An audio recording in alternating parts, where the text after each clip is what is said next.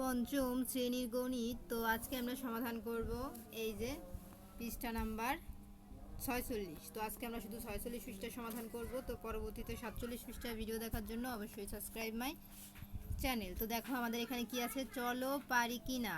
তো একে আছে নিচে ছকে 4, 7 ও 10-এর গুণিতকগুলো লেখি। তো এখানে 4, 7 ও 10-এর গুণিতক কি, মানে 4-এর গুণিতকগুলো। তো চলো আমরা এই 4, 7 আর 10-এর গুণিতকগুলো দেখে নেই। এই যে দেখো আমাদের 4-এর গুণিতক। তো 4-এর গুণিতক কি হবে, এই যে দেখো 4-এর ঘরের নামটা আমাদের গুনতে গুনতে যাইতে হবে। তো যেগুলো 4 দ্বারা গুণ করা যায় সেগুলোই হবে কি 4-এর গুণিতক। যেমন 4-এর ঘরের নামটা 4 অক্ষে 4, 4 দুগুণী 8, 3 4 12, 4 4 16, 4 5 20, 4 6 24, 4 7 28, 4 8 32, 4 9 36, 4 10 40। তো এগুলো কি 4-এর গুণিতক, মানে 4কে যে যে সংখ্যা দ্বারা গুণ করা যায়, যেমন এই প্রত্যেকটা সংখ্যা কিন্তু আমরা 4 দ্বারা গুণ করতে পারি, তাহলে এটা কি 4-এর গুণিতক। তবে 7-এর গুণিতক কি, 7কে যে সংখ্যাগুলো দ্বারা গুণ করা যায় সেগুলো হচ্ছে 7-এর গুণিতক। যেমন 7কে আমরা 7 দিয়ে গুণ করতে পারি, 7 দুগুণী 14, 3 7 21, 4 7 28, 5 7 35, 6 7 42, 7 7 49, তারপরে 7 8 56, 7 9 63, 7 10 70। তো এই প্রত্যেকটা সংখ্যা কিন্তু আমরা এই 7 দ্বারা গুণ করতে পারি, তাহলে এগুলো কি হবে 7-এর গুণিতক। এখন দেখো 10-এর গুণিতক কি, যেগুলো 10 দ্বারা আমরা গুণ করতে পারি, 10 দুগুণী 20, 3 10 30, 4 10 40, 5 10 50, 6 10 60, 7 10 70, 8 10 80, 9 10 90, 10 10 100। তো এগুলো কি 10-এর গুণিতক। তাহলে আমরা বের করলাম 4, 7 আর 10-এর গুণিতক। এগুলো হচ্ছে গুণিতক, যেগুলো দ্বারা গুণ করা যাবে এই সংখ্যাগুলোকে, সেগুলো হবে তার গুণিতক। তারপরে দেখো আমাদের এই 1 নাম্বার কমপ্লিট। এখন চলে যাব 2 নাম্বারে। দেখো আমাদের এগুলো কমপ্লিটের পরে চলে যাবো 2 নম্বরে, লসাগু নির্ণয় করি। তো আছে 9 ও 12, আর এখানে আছে 8, 12 ও 16। তো আমরা এই দুইটার লসাগু আগে বের করব, তারপরে এই দুইটার লসাগু বের করব। তো চলো আগে আমরা 9 ও 12 এর লসাগুটা আগে বের করি। তো এই যে দেখো আমাদের প্রথমে 9 ও 12 এর লসাগু বের করছে, যেহেতু দুইটা সংখ্যা তাই এইভাবে লসাগু করছে, আর এটা বড় সংখ্যা মানে 3টা, তাই আমরা এইভাবে করছি, ঠিক আছে। তো দেখো আমি বুঝাই দিই, অনেক সহজ।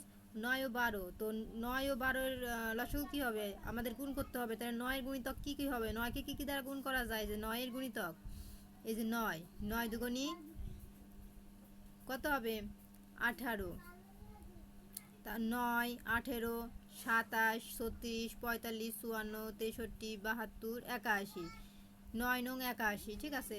তারপর 7 নং 63, তারপর দেখো 4 নং 36। এই প্রত্যেকটা সংখ্যা কিন্তু এই 9 দ্বারা আমরা গুণ করছি। তারপর 3 নং 27, এই দেখো তাই 9 দিয়ে গুণ করছি। তারপর 9 দুগুণী 18, তাও কিন্তু এই 9 দিয়ে আমরা গুণ করে 18 বানাইছি। তারপর 5 নং 45, তার মানে কি 9 দিয়েই কিন্তু আমরা গুণ করছি। তাহলে এই প্রত্যেকটা এই কিন্তু সংখ্যা কিন্তু আমরা 9 দিয়ে গুণ করছি, তাহলে কি 9 দিয়ে যে সংখ্যাগুলোকে গুণ করা যায় সেগুলোই হবে তার গুণিতক। এখন 12 দিয়ে কি কি সংখ্যা গুণ করা যায়, যে 12 অক্ষে 12, 12 দুগুণী 24, 3 12 36, 4 12 48, 5 12 60, 6 12 72, 7 12 84। তো প্রত্যেকটাই কিন্তু গুণ করা যায়। এখন আমরা দেখব উপরের লাইন আর নিচের লাইনের মধ্যে কোন সংখ্যাগুলোর মিল আছে। দেখো এখানেও 36, এখানেও 36, এখানেও 72, এখানেও 72, আর কোনো লাইনের কি মিল আছে, নাই। তাহলে এই দুইটাকে আমরা গোল দাগ দিব, যে দুইটার মিল আছে। এখন কি করব, 9 ও 12 এর সাধারণ গুণিতক কি হবে, এই যে দুইটা মিলছে সেই দুইটাই হবে সাধারণ গুণিতক। এখন এই দুইটার মধ্যে থেকে 9 ও 12 এর সবচাইতে ছোট লঘিষ্ঠ সাধারণ গুণিতক যেটা হবে সেটাই হবে তার উত্তর। তাহলে এই দুইটার মধ্যে ছোট কোনটা, 36, তাহলে এটাই হবে তার উত্তর। তাহলে নির্ণয় করে লসাগু হবে 36। তো এটা আমরা এই নিয়মে করলাম। এখন তোমরা চাইলে অন্য নিয়মও করতে পারো, যেই নিয়মে, এই নিয়মও একই, তো দরকার না, এটা এইভাবেই ভালো। এখন দেখো এখানে আমাদের 8, 12 ও 16 এর লসাগু করতে বলছে। তো দেখো এখন এই 8, 12 আর 16 লসাগু কীভাবে করব, এখন এই 8কে আমরা ভাঙবো, 12কে ভাঙবো, 16কে ভাঙবো, ঠিক আছে। তো দেখো আমরা এই 8, 12, 16 এই প্রশ্নটাই কিন্তু নতুন করে আবার এখানে তোলা হয়েছে। তার মানে বুঝো না যে দুইবার তুলতে হবে, তা না, একবারই। এটা হচ্ছে প্রশ্ন উপরেরটা, আর এখানে নিচে একবার খালি তুলছে। তো তোমরা তুলে নিবা। তুলে নেওয়ার পর এখন আমরা 8কে কী দিয়ে ভাঙছি, এই যে 4 দুগুণী 8, তারপরে 6 দুগুণী 12, 8 দুগুণী 16। তার মানে কি আমরা এই 2 দিয়ে এই 3টা সংখ্যাকে ভাঙছি, গুণ করছি। এখন দেখো এই 4কেও কিন্তু ভাঙা যায়, 6কেও ভাঙা যায়, 8কেও ভাঙা যায়, যেহেতু এগুলো জোড় সংখ্যা। যেমন 2 দুগুণী 4, 3 দুগুণী 6, 4 দুগুণী 8, দেখো ভাঙা যায়। এখন এই 2, 3, 4 এগুলোও কিন্তু ভাঙা যায়। 2ও জোড় সংখ্যা, 4ও জোড় সংখ্যা, শুধু একটাকে ভাঙা যায় না, 3। তাহলে আমরা এগুলোকে কীভাবে ভাঙবো, এই যে 2 1কে 2, আর 3 নামা নিয়ে শুধু তো ভাঙা যায় না, আর 2 দুগুণী 4 ভাঙা যায়। এখন এগুলোর লঘিষ্ঠ সাধারণ গুণিতক কী হবে, এই যে যে যে এই যে যে সংখ্যাগুলো দ্বারা আমরা ভাঙছি, যেমন 2 2 2, 1 3 2, এই যে তাই কিন্তু এখানে সাজানো, এক কিন্তু এখানে দেয় নাই, কারণ একের সাথে গুণ করলে সেই সেই সংখ্যায় আসে, সেজন্য এককে তোলা হয় না, আর বাকিগুলো একে, 2 2 2, তারপরে 3 2। এখন এখানে 48 কিভাবে হলো, এই যে দেখো গুণ করলে হয় 2 দুগুণী 4, 4 দুগুণী 8, মানে যা হবে সেটা দেওয়া পরবর্তী সংখ্যাকে গুণ করতে হবে। তাহলে 3 8 কত হয় 24, তাহলে 24 আর সাথে 2 গুণ করলে কত হয় 24 দুগুণী 48, এই দেখো 48, তাহলে নীল লসাগু 48। তাহলে এই ছিল আমাদের সমাধান। তো এই যে দেখো আমাদের 2 নম্বরের উত্তর কমপ্লিট। এখন চলে যাব 3 নম্বরে। তো দেখো 3 নম্বরে আমাদের কি আছে, নিচে ছকে 18 20 21 36 33 34 42 48 51 68 102 112 117 সংখ্যাগুলোর মধ্যে কোনগুলো 3 দ্বারা, কোনগুলো 4 দ্বারা এবং কোনগুলো 3 ও 4 উভয় দ্বারা বিভাজ্য তা লিখি।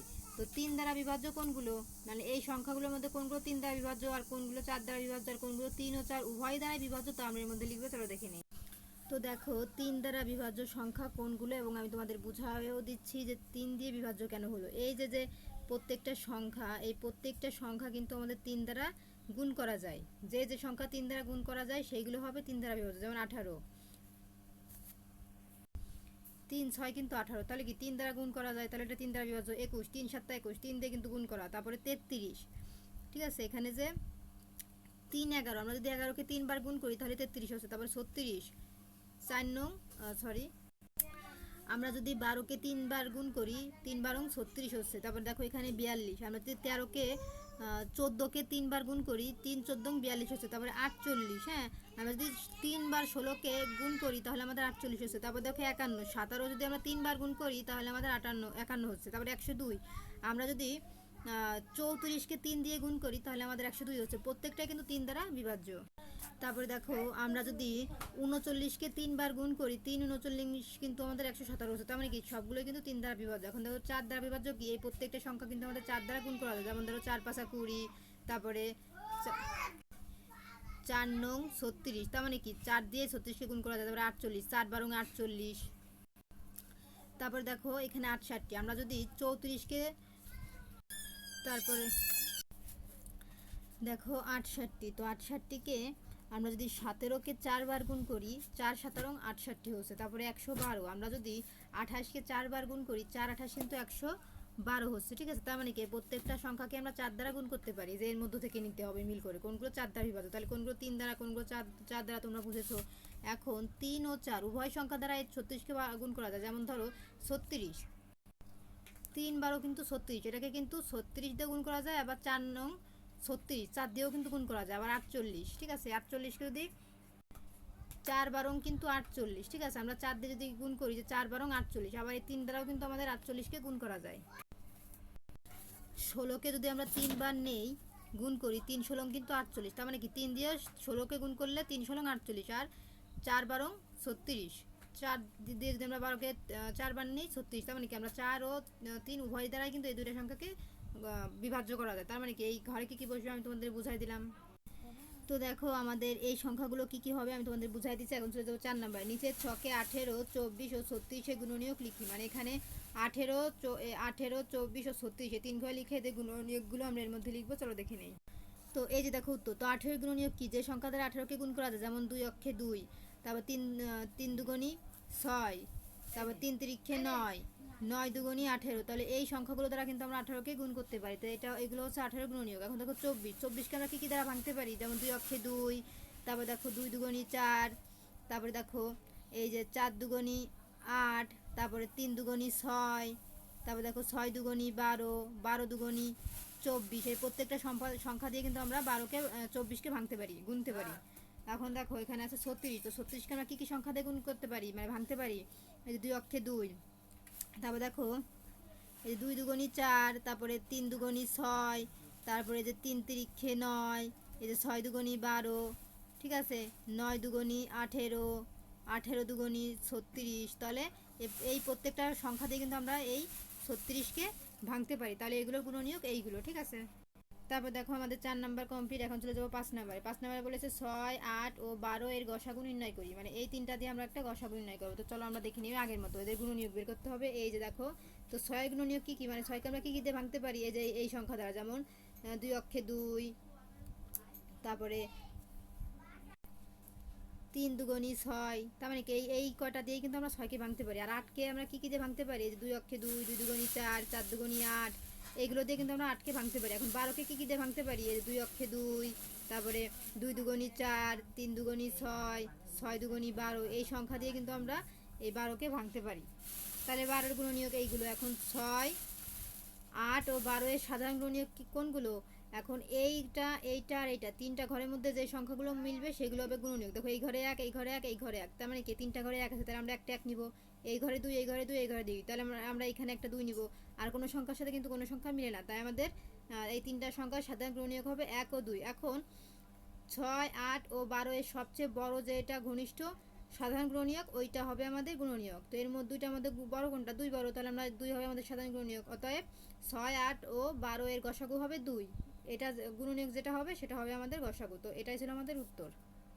তো এটা কিভাবে হবে আমি তোমাদের বুঝিয়ে দিলাম। আজকের মতন এই পর্যন্তই। পরবর্তীতে হচ্ছে 47 পৃষ্ঠার ভিডিও দেখার জন্য অবশ্যই সাবস্ক্রাইব মাই চ্যানেল।